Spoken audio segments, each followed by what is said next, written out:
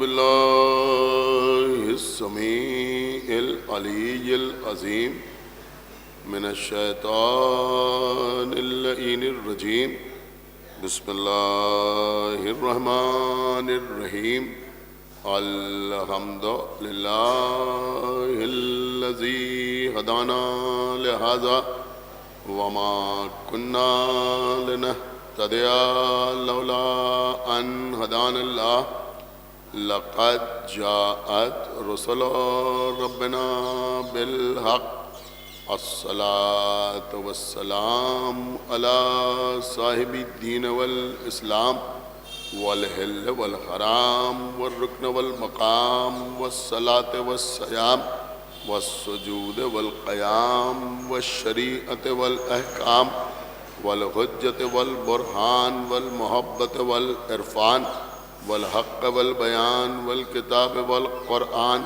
سيدنا ونبينا وشفيعنا ومولانا ومولى الثقلين جد الحسن والحسين أبي القاسم محمد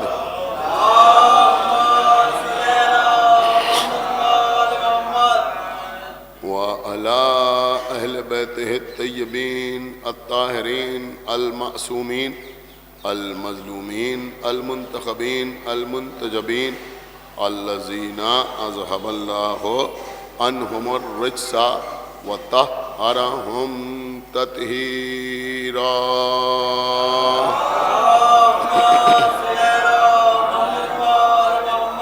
ولعنة الله على أعدائهم وقتلتهم وغاصبي حقوقهم ومنكري فضائلهم ومصائبهم أجمعين من الآن إلى يوم الدين أما بعد فقد قال الله سبحانه تبارك وتعالى في كتابه المجيد وفرقانه الحميد وقوله الحق بسم الله الرحمن الرحيم يا أيها الذين آمنوا اوفوا بالعقود صلوات محمد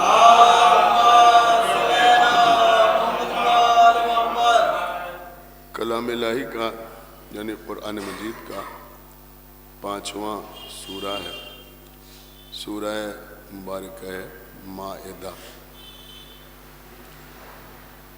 یہ سورہ ہمارے لیے اس سبب سے بہت زیادہ اہمیت کا حامل ہے کہ اسی سورے میں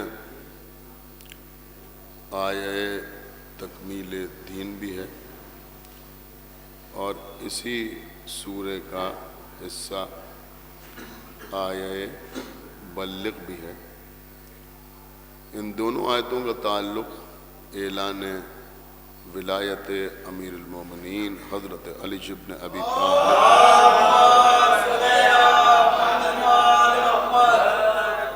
اور اسی سورہ میں وہ مشہور و معروف آیت بھی ہے جس کو آپ آیہ ولایت کے نام سے جانتے ہیں، انما ولیکم اللہ ورسولہ والذین آمنوا الذین یقیمون الصلاۃ ویؤتون الزکاۃ وہم راکعون۔ اللہ تمہارا ولی ہے، اس کا رسول ولی ہے اور وہ مومنین خاص ولی ہیں کہ جو نمازوں کے قائم کرنے والے ہیں اور حالت رکوع میں زکوٰۃ دینے والے ہیں۔ تو قبلہ اس وقت میں نے اس ایصال ثواب کی مجلس کے لیے آپ کے سامنے سورہ مائدہ کی پہلی آیت کے پہلے حصے کو سرنامہ سخن قرار دیا۔ بسم اللہ الرحمن الرحیم کے بعد ارشاد رب العزت ہو رہا ہے کہ یا ایہا الذین آمنوا، اے ایمان لانے والوں، یعنی اے کلمہ پڑھنے والوں، اے لا الہ الا اللہ اور محمد رسول اللہ اپنی زبان پر جاری کرنے والوں، اوفو بالعقود، اپنے عقود کے ساتھ وفاداری کرو۔ صلوات پر محمد۔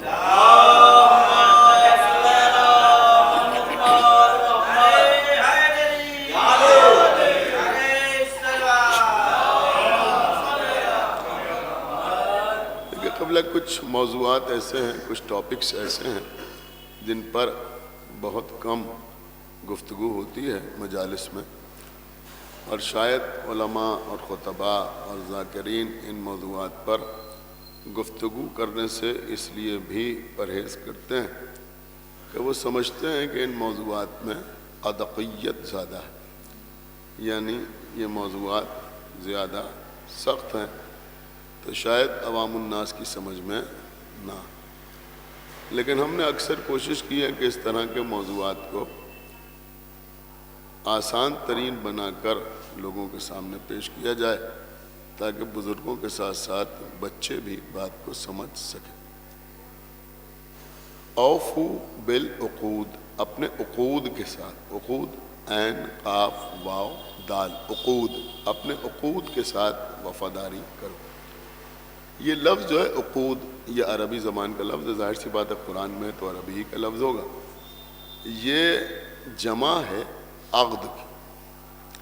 میں سمجھتا ہوں کہ عقد کا لفظ ایسا ہے جس سے آپ حضرات بخوبی واقف ہیں، اور اس وقت تو ہر آدمی کے گھر میں عقد کے سلسلے کے 2-4 دعوت نامے ضرور موجود ہوں گے۔ ایک صلوات پڑھیں پر محمد۔ دیکھیے بہت توجہ کے ساتھ سنیں آج کی مجلس کو۔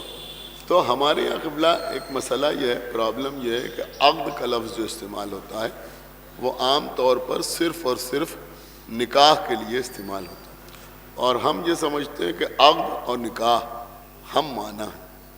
بہت غور سے سنیے کہ جو بات میں عرض کر رہا ہوں، اگر کوئی آپ سے یہ کہے کہ ہماری بیٹی کا عقد ہے تب بھی آپ وہی سمجھیں گے، اور اگر کوئی کہے کہ ہماری دختر کا نکاح ہے تب بھی آپ کے ذہن میں وہی تصور پیدا ہو۔ اگر کوئی کہے کہ عقد ہو رہا ہے تب بھی بات وہی ہے، کوئی کہے کہ نکاح ہو رہا ہے تب بھی بات وہی۔ لیکن قبلہ عقد کے معنی اور ہے، نکاح کے معنی اور ہے۔ ایک صلوات پڑھیں بر محمد۔ عقد جو ہے وہ نکاح کو نہیں کہتے۔ اب میں آپ کی خدمت میں عرض کروں، دیکھیے ہو سکتا ہے آج کے مجلس سے آپ جائیں تو تبرک آئے، یہ وضاحت اپنے ساتھ لے کے جائیں کہ عقد کے معنی کیا ہیں، عقد کے معنی کیا ہیں۔ دیکھیے قبلہ عقد کا مطلب ہوتا ہے عام طور پر لغت میں، اگر آپ دیکھیں لغوی اعتبار سے، یعنی ڈکشنری میں جو یوں کہا جائے کہ اس کے بالکل پرائمری میننگ ہے، جو بالکل اس کے ابتدائی معنی ہے عقد کے، وہ کیا ہے؟ عقد کا مطلب ہوتا ہے باندھنا۔ عقد کا مطلب ہوتا ہے باندھنا، یعنی کسی چیز کو اگر باندھا جائے تو اس کو عقد کہتے ہیں۔ اب اس پہ تھوڑی سی اور وسعت پیدا ہوتی ہے جب ہم اصطلاحی معنی کی طرف سفر کرتے ہیں، تو عقد کے اصل معنی جو ہوتے ہیں وہ کیا ہوتے ہیں؟ باندھنا۔ اب اس کو اگر آپ اور آگے بڑھیں تو عقد کا مطلب ہوتا ہے رسی سے باندھنا، یعنی ایک تو باندھنا، کیسے بھی باندھنا، دوسرا یہ کہ تھوڑی تھوڑی وسعت پیدا ہوتی جا رہی ہے، رسی سے باندھنا۔ عقد کے ایک معنی یہ بھی ہوتے ہیں گرہ لگانا، یعنی اگر آپ رسی میں، ایک ہی رسی میں گرہ لگائیں تو اس کو بھی عقد کہا جائے گا، اس کو بھی عقد کہا جائے گا۔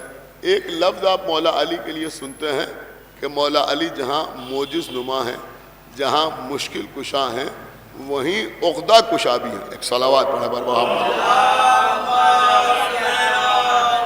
تو یہ جو آپ سنتے ہیں نا عقدہ کشا، میرے خیال میں مشکل کشا کے معنی تو سب سمجھ لیتے ہیں، لیکن شاید عقدہ کشا کے معنی لوگ نہیں سمجھتے۔ تو عقدہ کشا کا مطلب یہ ہوتا ہے گرہ کھولنے والا۔ صلوات پڑھیں بر محمد وآلہ۔ اب اس پر بھی گفتگو ہو سکتی ہے، اس پر بہت سی باتیں میں آپ کی خدمت میں عرض کر سکتا ہوں، لیکن میں چاہ رہا ہوں کہ میں عقد ہی تک رہا ہوں۔ تو عقد کے معنی کیا ہوتے ہیں؟ عقد کے معنی ہوتے ہیں باندھنا، عقد کے معنی رسی سے باندھنا، عقد کا مطلب گرہ لگانا۔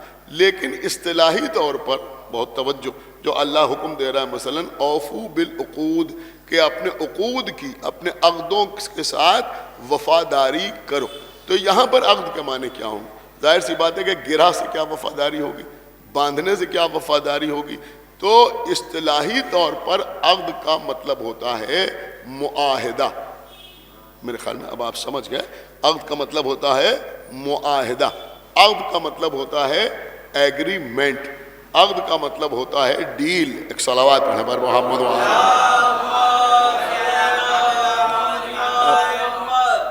خدا جانے میری بات پر محسوس کر رہے ہیں یا نہیں محسوس کر رہے ہیں، لیکن میں بڑی قیمتی بات عرض کر رہا ہوں کہ عقد کا مطلب کیا ہوتا ہے؟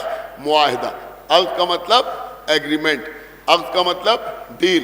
اگر آپ کہیں کوئی ڈیل کر رہے ہیں، اگر آپ کہیں کوئی معاہدہ کر رہے ہیں تو اسے عقد کہا جاتا ہے. اب عقد کئی طرح کے ہوتے ہیں، سمجھ رہے ہیں آپ، کئی طرح کے عقد ہوتے ہیں. اب ہمارے یہاں سب سے زیادہ جو مشہور ہے تو اس کو کہا جاتا ہے عقد نکاح. صلوات پڑھیں بر محمد. عقد نکاح، اس کا مطلب کیا ہوا؟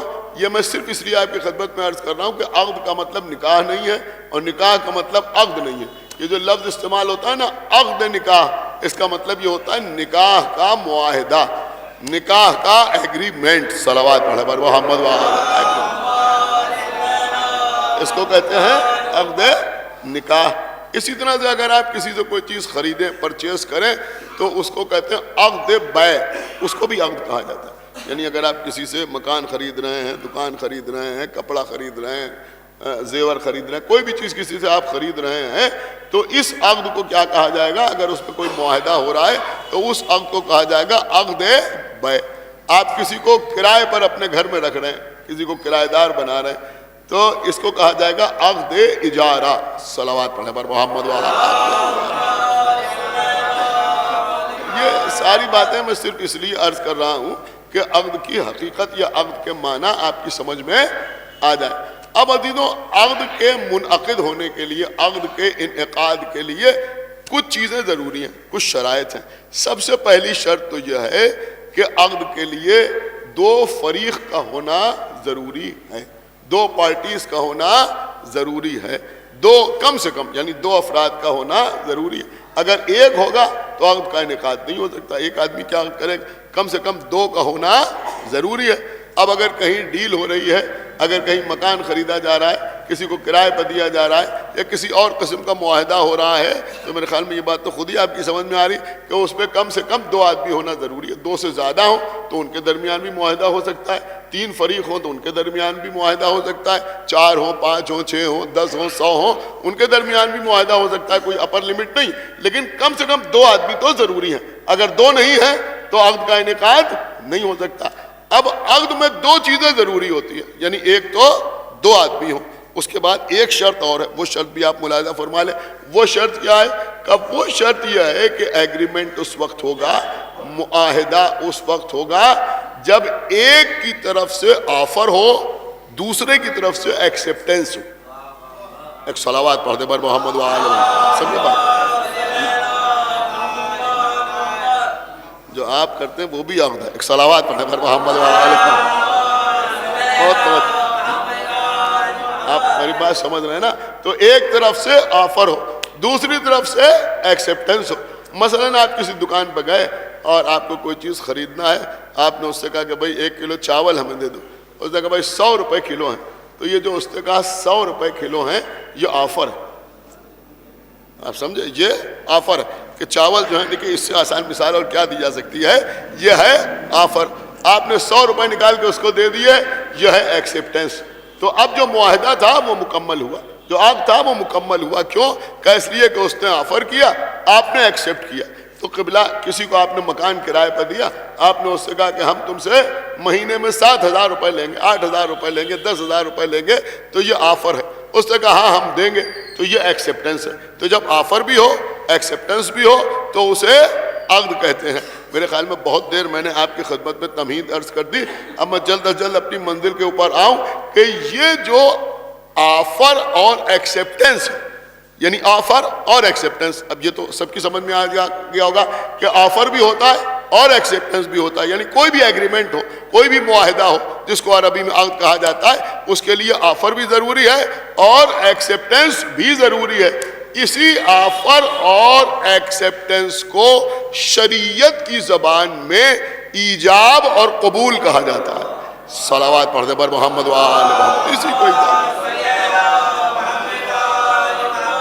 ایک صلوات اور پڑھ دے پر محمد وآلہ. یعنی جو آفر ہے اس کو ایجاب کہا جاتا ہے اور جو ایکسیپٹنس ہے اس کو قبول کہا جاتا ہے.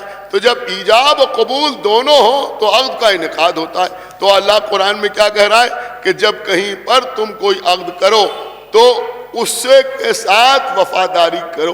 یعنی کسی بھی مسئلے میں اگر کسی کے ساتھ تمہارا کوئی معاہدہ ہو اور ایجاب اور قبول ہو جائے تو اس کے بعد اس سے بے وفائی نہ کرو. صلوات پڑھیں بر محمد وآلہ دونوں طرف. اسی طرف اشارہ ہو رہا ہے قرآن مجید کی اس آیت میں یا ایھا الذین آمنوا اوفوا بالعقود. دیکھیں میں بالکل واضح طور پہ آپ کی خدمت میں عرض کر دوں کہ کچھ لوگوں کے ذہنوں میں نہ معلوم کہاں سے یہ بات بیٹھ گئی ہے کہ دین صرف نماز کا نام ہے یا روزے کا نام ہے یا حج کا نام ہے، باقی ذاتی زندگی میں ہم جو کام کر رہے ہیں اس کا دین سے کوئی تعلق نہیں ہے. تو میں آپ کی خدمت میں عرض کروں کہ دین اسلام جو ہے وہ کوئی پارٹ ٹائم جاب نہیں. آپ سمجھے میری بات؟ ایک صلوات پڑھے بر محمد وآلہ. مسئلہ یہ نہیں ہے کہ مسجد میں دین ہمارے ساتھ ہے لیکن دکان پر دین ہمارے ساتھ نہیں ہے. نہیں قبلہ، اگر مسجد میں دین ہمارے ساتھ ہے تو دکان پر بھی دین ہمارے ساتھ ہے، آفس میں بھی دین ہمارے ساتھ ہے. ہم کسی سے گفتگو کر رہے ہیں تو وہاں بھی دین ہمارے ساتھ ہے. ہم کوئی کاروبار کر رہے ہیں تو وہاں بھی دین ہمارے ساتھ ہے. تو اللہ یہی تو کہہ رہا ہے کہ اوفو بالعقود، جو عقود ہیں جو ایگریمنٹس ہیں ان کی تم پابندی کرو. اب آپ گھر جا کے سوچیے گا کہ قدم قدم پر ایگریمنٹس ہی تو ہوتے ہیں. اور ہوتا کیا؟ یعنی جتنا کاروبار آپ کرتے ہیں اس میں قدم قدم پر ایگریمنٹ ہی تو ہوتے ہیں. اس کے علاوہ اور کیا ہوتا ہے؟ آپ کچھ بیچ رہے ہیں تو وہ ایگریمنٹ ہے، آپ کسی کو کرائے پر مکان دے رہے ہیں تو وہ ایگریمنٹ ہے، آپ بلڈر ہیں تو وہاں بھی ایگریمنٹ ہو رہا ہے. یعنی قدم قدم پر ایگریمنٹ ہی تو ہے. آفر بھی ہے، ایکسیپٹنس بھی ہے. تو اللہ کہہ رہا ہے کہ اگر کہیں آفر اور ایکسیپٹنس ہو جائے تو پھر اس کے ساتھ وفاداری کرو. ایک صلوات پڑھے بر محمد وآلہ.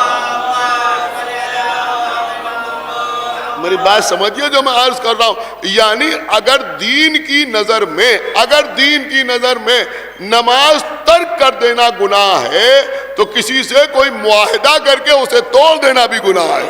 ایک صلوات پر خبر محمد وآلہ. کیا اس کا تعلق نہیں؟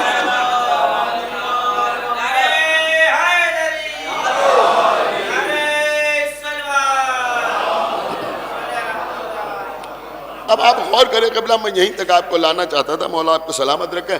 ہم بہت دیر یوں بھی مجلس نہیں پڑھتے ہیں. انشاءاللہ وقت کے اندر مجلس تمام ہو جائے گی 40-45 منٹ میں. انشاءاللہ آپ محسوس کریں گے جو مرحومہ کے لیے بھی ایصال ثواب ہو جائے گا. تو اب جتنے عقد آپ کے سامنے ہیں جو میں نے آپ کی خدمت میں عرض کیے ان میں ایک عقد یہ بھی ہے جس کو نکاح کہتے ہیں. ایک عقد یہ بھی ہے جسے نکاح کہتے ہیں. شاید بہت سے لوگوں کو اس بات کا احساس نہ ہو. آپ شادی میں جاتے ہیں تو عقد ہو رہا ہے. یہ جو دو مولوی بیٹھ کے صیغے پڑھتے ہیں یہ منتر نہیں پڑھے جاتے. آپ میری بات سمجھ رہے نہیں؟ ایک صلوات پڑھے پر محمد وآلہ. بالکل واضح طور پر میں آپ کی خدمت عرض کر رہا ہوں، یہ منتر نہیں پڑھے جاتے. یہ جو نکاح پڑھا جاتا ہے، جو صیغے پڑھے جاتے ہیں، یہ منتر نہیں ہوتے. بہت سے لوگ کہتے ہیں ان کا صاحب دوسروں کے برادران وطن ان کے سامنے ہمارے یہاں منتر پڑھے جاتے ہیں. تو منتر نہیں پڑھے جاتے. یہ منتر نہیں ہوتے. یہ قرآن کی آیتیں بھی نہیں ہوتی. غور کر رہے ہیں؟ پہلے خطبے میں آیات پڑھ دی جاتی ہیں یا مثلا احادیث پڑھ دی جاتی ہیں، وہ بات الگ. لیکن جو اصل نکاح ہوتا ہے اس میں آیتیں نہیں پڑھی جاتی، حدیثیں نہیں پڑھی جاتی.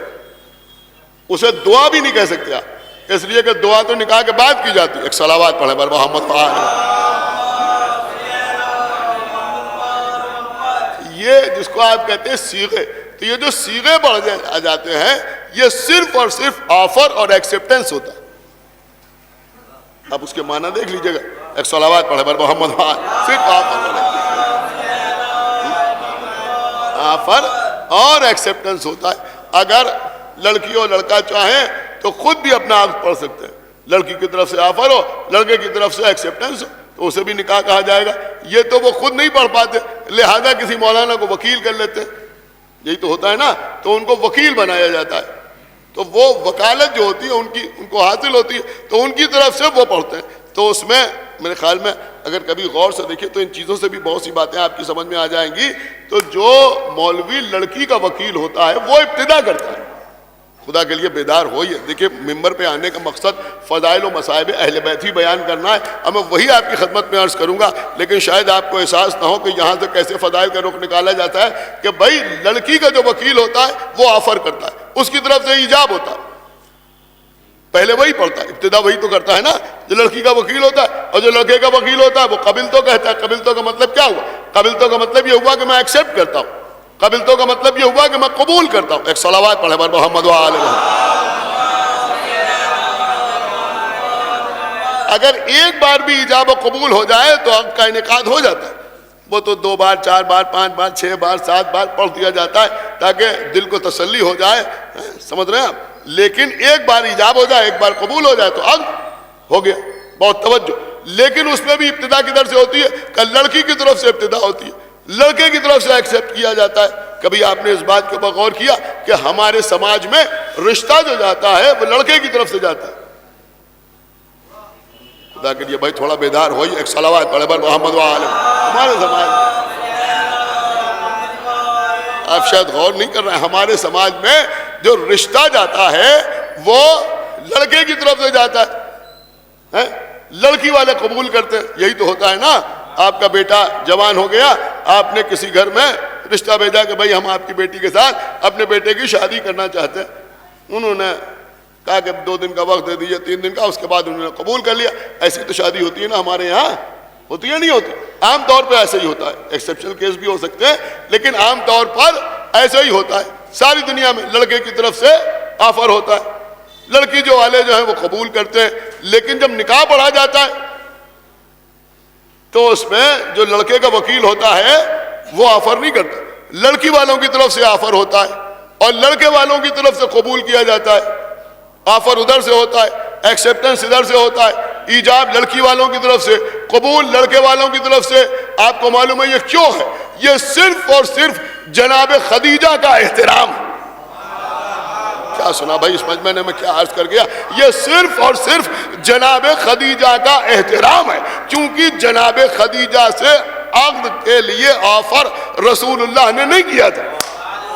خدا کے لیے بیدار ہوئیے، رسول اللہ نے جناب خدیجہ کے پاس پیغام نہیں بھیجا تھا کہ میں آپ سے شادی کرنا چاہتا ہوں، بلکہ جناب خدیجہ کی طرف سے آفر تھا۔ ایک صلوات پڑھ دے بر محمد و آل محمد۔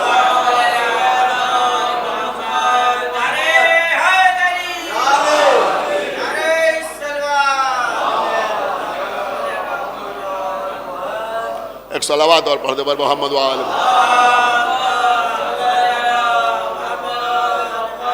تو کیونکہ جناب خدیجہ نے آفر کیا تھا، جناب خدیجہ نے پیغام بھیجا تھا اور پیغمبر اسلام نے قبول فرمایا تھا، لہذا جناب خدیجہ کے احترام میں آج تک مسلمانوں میں کسی کی بھی بیٹی کی شادی ہو تو ایجاب لڑکی کی طرف سے ہوتا ہے، قبول لڑکے کی طرف سے ہوتا ہے۔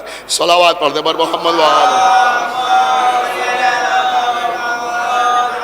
بس قبلہ میں نے بات کو مختصر کیا تو میں عرض یہ کر رہا تھا کہ یہ جناب خدیجہ الکبریٰ ہیں جنہوں نے خود پیغمبر اسلام سے اپنے عقد کا رشتہ بھجوایا کہ میں آپ سے عقد کرنا چاہتی ہوں، لیکن جب جناب خدیجہ کا غلام میسرہ پیغمبر اسلام کے پاس آیا اور آنے کا بعد کہا کہ خدیجہ نے یہ پیغام آپ کے پاس بھیجا ہے، تو اللہ کے رسول نے، جن کو آپ کہتے ہیں احمد مختار، میں سمجھتا ہوں کہ یہ نوجوانوں کے لیے، بچوں کے لیے بھی ایک پیغام ہے۔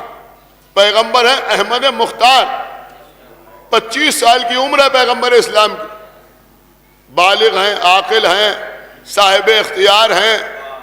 کچھ غور کر رہے ہیں آپ یا نہیں غور کر رہے ہیں؟ اور سب سے بڑی بات یہ ہے کہ باپ انتقال کر چکے ہیں، موجود نہیں ہے، ماں موجود نہیں ہے، لیکن پیغمبر اسلام نے کیا کہا؟ پیغمبر نے فرمایا کہ میں اپنے چچا ابو طالب سے پوچھ لوں۔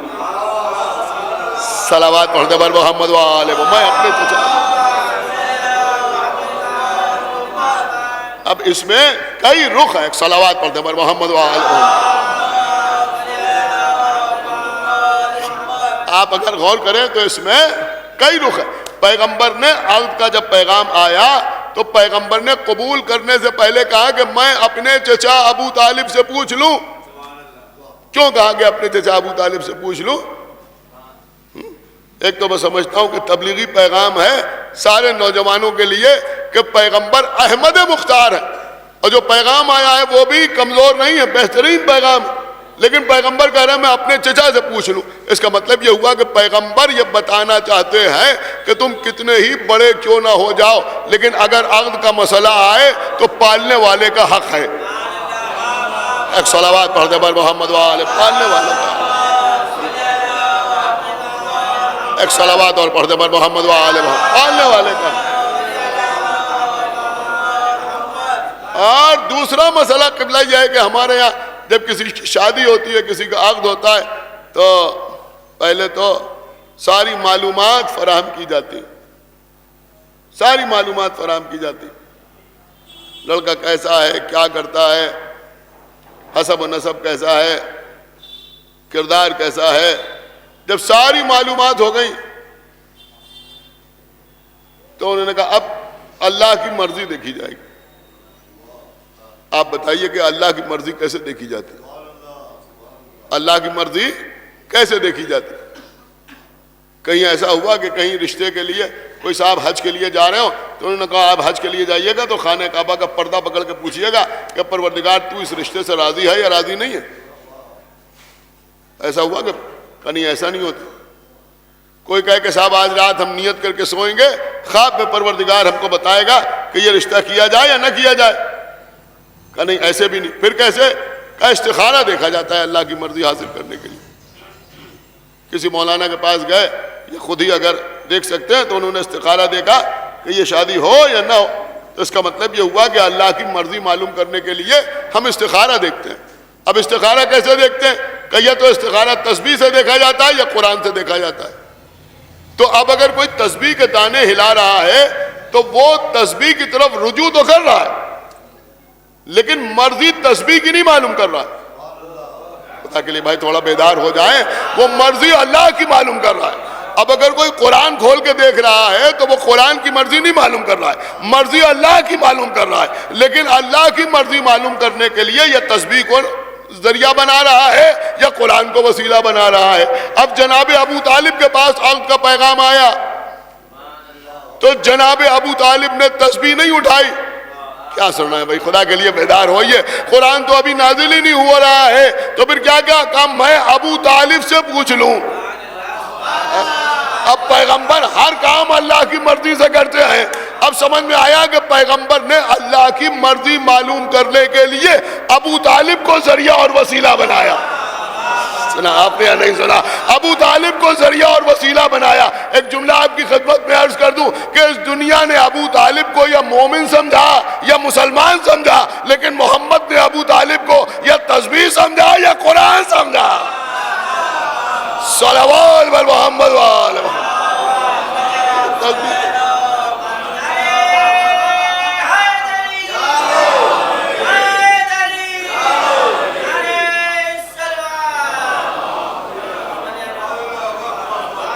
ایک صلوات اور پڑھ دے بر محمد وآل محمد.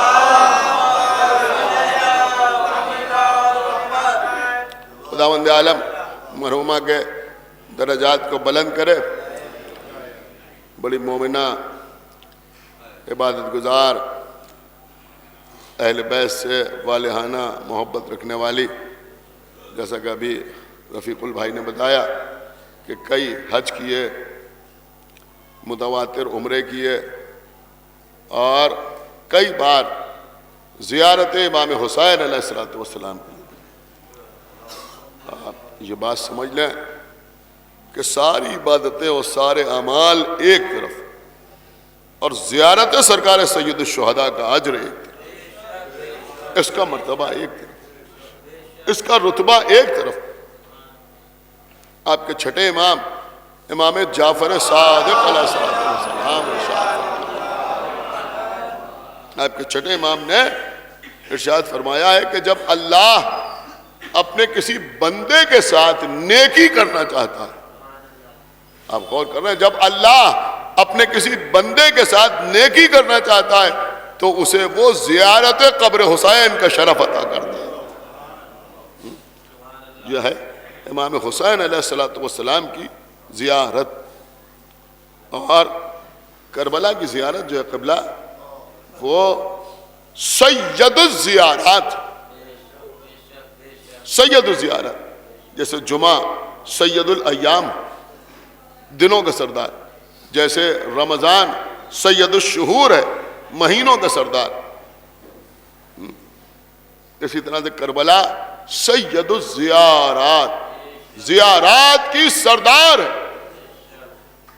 تو مرحومہ نے زیارتیں بھی کی، امام حسین علیہ السلام کی زیارت کے لیے ایسا بتایا کہ تقریباً 9 مرتبہ زیارت کے لیے۔ یہ وہ شرف ہے جس کا کوئی ٹھکانہ نہیں ہے کہ اس کا کتنا اجر ہے، کیا فضیلت ہے زیارت امام حسین علیہ السلام۔ اس کے علاوہ نماز شب کی پابند، نماز تہجد قضا نہ ہوئی، ماتم و مجلس پہ شرکت۔ بس ایک آخری بات میں آپ کی خدمت میں عرض کر دوں، ایک نکتہ بزرگ ذاکرین کا، اور اس سے استفادہ کرتے ہوئے ایک نکتہ بی بی خدیجہ کے سلسلے میں آپ کی خدمت میں عرض کروں۔ انشاءاللہ اگر آپ نے محسوس کر لیا تو آپ محظوظ ہوں گے، اور یہ بھی مرحومہ کے لیے بہترین ایصال ثواب قرار پائے گا۔ اب یہ نکتہ پہلے جو میں آپ کی خدمت میں عرض کر رہا ہوں، مجھے نہیں معلوم کس کا نکتہ ہے، لیکن بہرحال جس عالم کا نکتہ ہے خداوند عالم اسے اجر عطا کرے۔ انہوں نے فرمایا کہ جناب ابو طالب مومن نہیں تھے بلکہ محسن تھے، سمجھ رہا؟ اور اس کی دلیل انہوں نے یہ دی کہ اگر اللہ کا حکم آنے کے بعد کوئی اس پر عمل نہ کرے تو وہ باغی کہلاتا ہے۔ اللہ نے حکم دیا آدم کو سجدہ کرو، تو اگر کسی نے سجدہ نہ کیا تو وہ باغی کہلائے گا۔ اللہ کا حکم آنے کے بعد اگر کوئی اس پر عمل نہ کرے تو وہ باغی کہلاتا ہے۔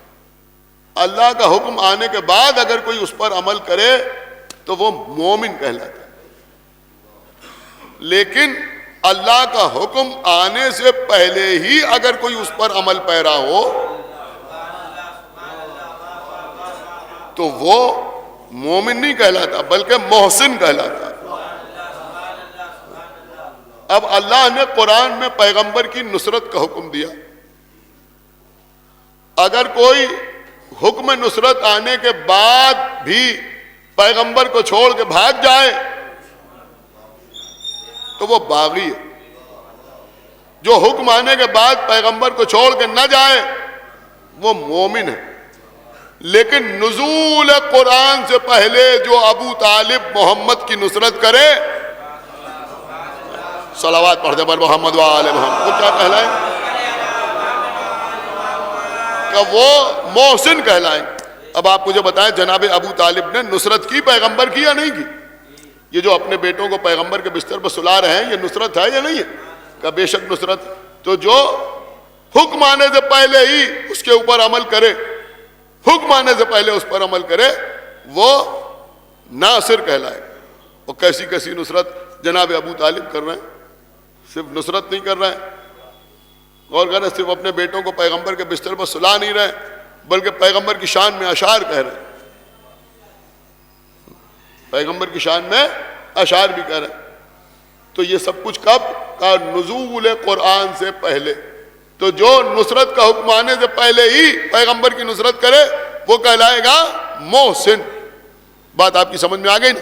یہ کسی بزرگ ذاکر کا نکتہ ہے، کس کا ہے مجھے نہیں معلوم، لیکن میں اسی سے استفادہ کرتے ہوئے آپ کی خدمت میں عرض کروں کہ آپ سورہ احزاب پڑھیں۔ سورہ احزاب میں دیکھیں، خدا کے لیے میری طرف متوجہ ہو جائے، سورہ احزاب میں خدا بند عالم پیغمبر کی ازواج کو، پیغمبر کی بیویوں کو اللہ حکم دے رہا ہے۔ کیا حکم دے رہا ہے؟ قرنا فی بیوتکن، کہ تم اپنے اپنے گھروں میں قرار کے ساتھ بیٹھو۔ آپ نے غور کیا یا نہیں غور کیا؟ اللہ حکم دے رہا ہے تمام ازواج رسول کو۔ حالانکہ میں ایک باریک سی بات یہ بھی آپ کی خدمت میں عرض کر دوں کہ قرآن میں جہاں جہاں قرآن مجید میں اللہ نے ازواج کا لفظ استعمال کیا ہے، یعنی جہاں جہاں جمع کا صیغہ استعمال ہوا ہے، تو ان احکام کے دائرے میں خدیجہ نہیں آتی۔ شاید آپ نے بالکل ہی توجہ نہیں فرمائی بھائی، اس لیے کہ ازواج کو حکم دیا جا رہا ہے کہ قرنا فی بیوتکن، کہ تم سب اپنے اپنے گھروں میں قرار کے ساتھ بیٹھو۔ جناب خدیجہ جب تک نہیں تنہا رہی، تو جب وہ تنہا رہی تو وہ اس حکم کے دائرے میں نہیں آتی. تو اللہ ازواج رسول سے کہہ رہا ہے کہ کرنا فی بیوتکنا، کہ تم اپنے اپنے گھروں میں قرار کے ساتھ بیٹھو.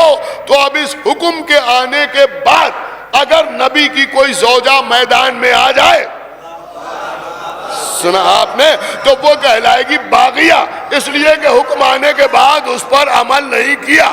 لیکن حکم آنے کے بعد اگر ام سلمہ، تھوڑا سا بیدار ہو جائیں، حکم آنے کے بعد اگر ام سلمہ گھر میں رہیں اور گھر سے باہر نہ نکلیں تو ام سلمہ کہلائیں گی مومنہ.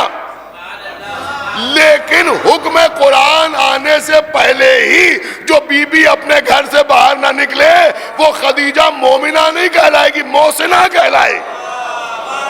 صلوات بر محمد و آل محمد.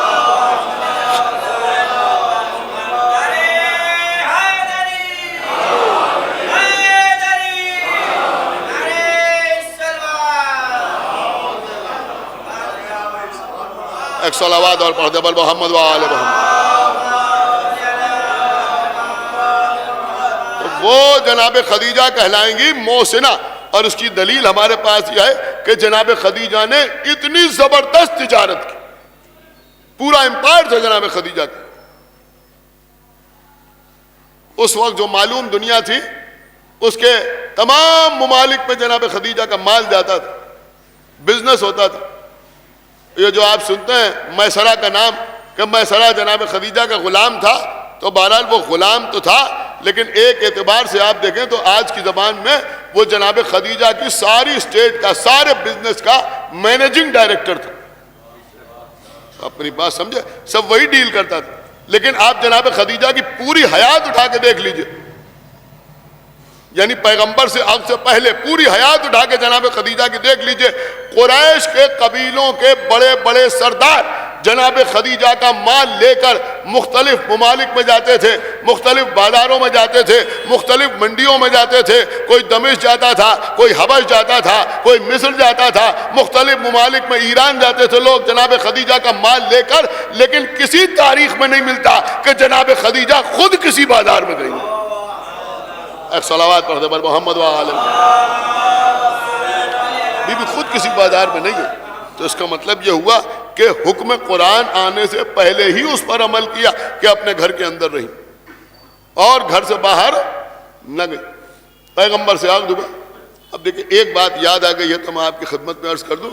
خدا جانے کیوں مشہور کر دیا گیا اور کچھ لوگوں نے بڑا زور دے کے کہا کہ رسول اللہ کے اوپر 80% یا 70% قرآن اس وقت نازل ہوا کہ جب پیغمبر اسلام اپنی فلاں زوجہ کے ساتھ ہوتے تھے. آپ سمجھ رہے ہیں، فلاں زوجہ کے ساتھ ہوتے تھے، فلاں زوجہ کے ساتھ ہوتے تھے. اور جو بیان کیا جاتا ہے وہ تو ہم پڑھنا ہی نہیں چاہتے کہ جب رسول ان کے ساتھ ہوتے تھے تب 80% قرآن نازل ہوا. میں ایک چھوٹی سی میتھمیٹکس آپ کی خدمت میں پیش کروں، میرے خیال میں آپ اس کو سمجھ سکتے ہیں. لیکن قرآن مجید میں کتنے سورے؟ کہ قرآن مجید میں 114 سورے، 114 سورے. کچھ مکی ہیں، کچھ مدنی ہیں. آپ گھر پہ جا کے دیکھیے گا، اور گھر پہ جانے کی بھی ضرورت نہیں، مجلس کے بعد موبائل پہ سرچ کر لیے گا کہ مکی سورے کتنے ہیں، مدنی سورے کتنے ہیں. یعنی جو سورہ مکے میں نازل ہوئے وہ کتنے ہیں اور جو سورہ مدینے میں نازل ہوئے وہ کتنے ہیں. بہت قیمتی بات میں عرض کر رہا ہوں. مکے میں نازل ہونے والے سورے کتنے ہیں؟ کہ 86 سورے، 86 سورے مکے میں نازل ہوئے. 86 سورے کہاں نازل ہوئے؟ مکے میں. 28 سورے کہاں نازل ہوئے؟ مدینے میں. آپ بالکل توجہ نہیں فرما رہے ہیں، یہ سوچ رہے ہیں جلدی مجلس ختم ہو جائے. میں ختم ہی کر رہا ہوں، بہت توجہ. 28 سورے مدینے میں نازل ہوئے، 86 سورے مکے میں نازل ہوئے. اب آپ کیلکولیٹ کیجئے کہ یہ 86 جو ہے 86، یہ 114 کا کتنے %؟ 75 پوائنٹ سم تھنگ. آپ غور نہیں کر رہے، یعنی 75 سے کچھ زیادہ. میں کہتا ہوں جو پوائنٹ سم تھنگ ہے اس کو چھوڑ دیجئے دوسروں کے لیے. 75% قرآن کہاں نازل ہوا؟ مکے میں نازل ہوا. 28 سورے مدینے میں نازل ہوئے. یہ 28 جو ہے یہ 114 کے کتنے % ہوا؟ کہ 24% سم تھنگ. ہم کہیں گے چلیے وہاں کچھ گریس دے دیجئے راؤنڈ فیگر میں لانے کے لیے 25% سمجھ لیجئے، تو ماننا پڑے گا کہ 75% قرآن جو ہے وہ کہاں نازل ہوا؟ مکے میں نازل ہوا۔ 25% قرآن مدینے میں نازل ہوا۔ ہمیں یہ بتاؤ کہ جو 75% قرآن مکے میں نازل ہوا، اس وقت پیغمبر کے گھر میں کون سی زوجہ تھی؟ کیا سن رہے ہیں آپ؟ ایک صلوات پڑھ دیں بر محمد وآل۔ کون سی زوجہ اس وقت پیغمبر کے گھر میں تھی؟ کہ بھائی اس وقت پیغمبر کے گھر میں صرف خدیجہ تھی، اس لیے کہ مکے میں پیغمبر نے کوئی دوسرا عقد کیا ہی نہیں۔ اور ایک بی بی کے لیے اگر کوئی کہانی خدری روایت ملتی بھی ہے کہ مدینے میں ان کا عقد ہو گیا تھا، تو ان کو بھی لکھنا پڑتا ہے کہ عقد تو مدینے میں ہوا، مکے میں ہوا تھا، لیکن رخصتی مدینے میں ہوئی۔ اس کا مطلب یہ ہوا کہ حرم پیغمبر میں مکے میں صرف خدیجہ ہے، صرف خدیجہ، باقی 9 10 11 12 جتنی بھی آپ ازواج کہیں وہ سب کہاں ہیں؟ کہ وہ سب مدینے میں ہیں۔ تو بھیا 75% قرآن تو اس وقت نازل ہوا جب پیغمبر کے گھر میں صرف خدیجہ تھی، اور اس میں کوئی دوسری زوجہ اس شرف کو شیئر بھی نہیں کر سکتی، اس لیے کہ کوئی اور مکے میں ہے ہی نہیں۔ اب رہ گیا 25% قرآن، اس کو بھی تم اپنی اماں کی طرف منسوب نہیں کر سکتے، اس لیے کہ 25% میں بھی وہ اکیلی نہیں ہے۔ صلوات بر محمد وآل محمد۔ وہ اکیلی نہیں، سمجھ میں آ رہا ہے؟ ایک صلوات پڑھیں بر محمد وآل محمد۔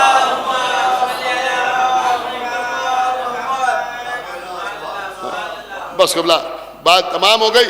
تو یہ ہیں بی بی خدیجہ، جن کی شان ہی ہے کہ اگر اللہ نے حکم دیا تو تجارت کے لیے بھی گھر سے نکل کر کسی بازار میں نہیں آئی۔ ہاں عزیزوں، انہی خدیجہ کی نواسی زینب بازاروں میں لائی جا رہی، درباروں میں پیش کی جا رہی۔ خداوند عالم مرحومہ کو جوار معصومین میں جگہ عنایت فرمائے،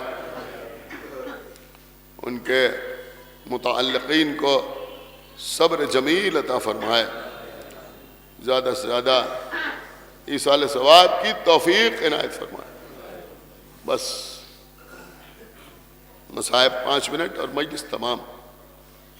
دیکھیے قبلہ، ہمارے ہاں جب کسی کا انتقال ہو جاتا ہے تو متعلقین کے لیے میت کے کچھ امور واجب ہوتے ہیں اور کچھ مستحبات ہوتے ہیں۔ مرنے والے کو غسل دینا واجب، واجب کفائی ہے مگر واجب۔ کسی ایک نے غسل دے دیا تو سب کا واجب ادا ہوگا، اور اگر غسل نہیں دیا گیا تو سب گنہگار ہو۔ لہذا ہر مومن کو معلوم ہونا چاہیے کہ غسل دینے کا طریقہ کیا ہے۔ واجب حنوط کرنا، کافور لگانا واجب، کفن پہنانا واجب، نماز میت، نماز جنازہ واجب، یہ سب ہیں واجبات۔ سمجھ رہے ہیں آپ؟ ہر شخص کے اوپر واجب، واجب کفائی ہے یہ ساری چیزیں، لیکن واجب۔ کچھ مستحبات بھی ہیں، یعنی اگر ان کو ادا کیا تو اجر ہوگا، اجر ملے گا، ثواب ملے گا، اور اگر نہیں ادا کیا تو ہم گناہگار نہیں ہوں۔ مثلا مومنین کو کسی کے مرنے کی اطلاع دینا، یہ مستحب ہے۔ آپ اگر متوجہ ہوں تو میں ایک جملہ آپ کی خدمت میں عرض کروں کہ کسی کے عقد کی اطلاع دینا واجب نہیں، مستحب نہیں، لیکن موت کی اطلاع دینا، مومن کی موت کی اطلاع دینا مستحب۔ آپ کسی سے مل کے اس کو اطلاع دیں تو وہ بھی مستحب۔ مسجد کے لاؤڈ اسپیکر سے یا امام باڑے کے لاؤڈ اسپیکر سے اعلان کریں کسی کے انتقال کا تو وہ بھی مستحب ہے۔ سوشل میڈیا پہ ڈال دیں تو وہ بھی مستحب ہے۔ اطلاع دینا، کیسے بھی آپ اطلاع دیں کسی کو تو مرنے کی اطلاع دینا، یہ چیزیں مستحبات میں شامل ہیں۔ اس کے علاوہ جنازے کو کندھا دینا یہ بھی مستحب، قبر میں مٹی دینا یہ مستحب ہے، یہ سب مستحبات ہیں۔ میت کے امور قبلہ اتنا اہم ہے کہ اگر آپ کچھ نہیں کر سکتے، آپ کسی کی میت پہ چلے گئے، 10 منٹ آپ شریک ہوئے، آپ نے نماز نہیں پڑھی نماز، آپ نے مٹی قبر میں نہیں دی، بعد میں قبر کے اوپر فاتحہ نہیں پڑھا، کچھ نہیں کیا، صرف آپ 10 منٹ چلے گئے تو وہ بھی مستحب۔ اگر اس دن نہیں جا سکے تو بعد میں آپ نے صاحب غم سے مل کے تعزیت پیش کی تو یہ بھی مستحب، فون کر کے تعزیت پیش کی تو یہ بھی مستحب، یہ سب مستحبات ہیں۔ آپ میری بات سمجھ رہے ہیں نا؟ تو اگر کسی وجہ سے آپ نہیں جاتے اور بگڑ کے بیٹھ جاتے ہیں کہیں، تو مسئلہ یہ نہیں ہے کہ آپ کسی دوسرے کو چوٹ پہنچا رہے ہیں، اپنا ہی نقصان کر رہے ہیں، اس لیے کہ آپ ایک ثواب سے محروم ہوئے۔ قبر کے اوپر پانی ڈالنا مستحب، تو مستحبات بھی ہیں واجبات بھی ہیں، لیکن کچھ چیزیں ایسی ہیں قبلہ جن کا تعلق نہ تو واجبات سے ہے اور نہ مستحبات سے، ان کا تعلق جو ہے وہ دل سے، ان کا تعلق ہمارے جذبات سے، ان کا تعلق ہماری محبت سے، لیکن ان چیزوں کو اگنور نہیں کیا جا سکتا، ان کی اہمیت کو کم نہیں سمجھا جا سکتا۔ لیکن میری بات سمجھیں، اور یہی مصائب کے لیے بہترین ربط ہے۔ میں آپ کی خدمت میں عرض کروں کہ کسی کو دفن کیا جا رہا ہے، قبر میں میت کو اتار دیا گیا ہے، چاروں طرف لوگ خاموش کھڑے ہوئے ہیں، اور خاموشی کھڑے رہنا چاہیے، بولنا نہیں چاہیے۔ اندر 2 یا 3 افراد اترے ہوئے ہیں، تلقین پڑھنے کی تیاری ہو رہی ہے۔ اب قبر کے چاروں طرف جو لوگ کھڑے ہوتے ہیں وہ دشمن نہیں ہوتے، وہ سب کے سب چاہنے والے ہوتے ہیں، محبت کرنے والے ہوتے ہیں، جن سے تعلقات ہوتے ہیں وہ ہوتے ہیں۔ کچھ وہ ہیں جن کے تعلقات اس جنازے سے ہیں، کچھ وہ ہیں جن کے تعلقات اس کے بیٹے سے ہیں، اس کے بھائی سے ہیں، تو وہ سب چاروں طرف کھڑے ہوئے۔ یہ مناظر آپ نے بہت دیکھے ہوں، آپ نے دیکھا ہوگا کہ جو لوگ قبر کے چاروں طرف کھڑے ہوئے ہیں، کیونکہ مٹی نکال کے باہر ڈال دی گئی ہے، تو کسی کے پیر میں ہلکی سی حرکت ہوئی اور ایک چٹکی بھر مٹی جو تھی وہ کفن کے اوپر گر گئی، فوراً کوئی آدمی اوپر سے کہتا ہے ارے بھیا یہ مٹی نکال، تو جو آدمی نیچے بیٹھا ہوتا ہے یا کھڑا ہوتا ہے قبر میں، وہ ہاتھ کے اوپر وہ مٹی لیتا ہے اور کھڑے ہو کے باہر پھینک دیتا ہے۔ قبر میں پٹرے لگا دیے گئے، بس ٹھیک ہے پٹرے لگ گئے، لیکن اب کہا جا رہا نہیں اس کے اوپر کچھ فنٹیاں رکھ دی جائیں، کیوں؟ کہا اس لیے کہ جھری ہے، اس سے مٹی اندر جائے گی، تو پتلی پتلی پٹیاں یا فنٹیاں جو بھی آپ کہیں وہ اس کے اوپر رکھی جا رہی، یا پھر اس کے اوپر اگر وہ نہیں ہے تو اینٹیں رکھے جا رہے ہیں، یا مٹی کے بڑے بڑے ڈھیلے رکھے جا رہے ہیں۔ کیوں رکھے جا رہے ہیں؟ اس لیے رکھے جا رہے ہیں کہ اس جھری سے، اس سے مٹی جو ہے وہ اندر نہ جائے۔ عزیزوں، اگر کفن کے اوپر تھوڑی سی مٹی گر جائے تو نہ یہ حرام ہے، آپ میری بات سمجھیں جو میں عرض کر رہا ہوں، نہ یہ مکروہ ہے اس کو ہٹانا، نہ واجبات میں شامل ہے، نہ اس کا تعلق مستحبات سے ہے، لیکن اس کا تعلق دل سے۔ خدا جانے آپ نے سمجھا یا نہیں سمجھا، اس کو اگنور نہیں کیا جا سکتا، اس کی اہمیت کو کم کر کے نہیں دیکھا جا سکتا، چونکہ چاہنے والوں کو مرنے والے سے محبت ہے، لہذا ان کو برداشت نہیں ہوتا کہ میت کے اوپر تھوڑی سی مٹی گر جائے، لہذا وہ کہتے ہیں کہ ایسا کیا جائے۔ اب آپ مجھے بتائیں کہ آپ اپنے مرنے والے کی میت پر ایک چٹکی مٹی برداشت نہیں کر پا رہے ہیں، اور حسین کی بہن کھڑی دیکھ رہی،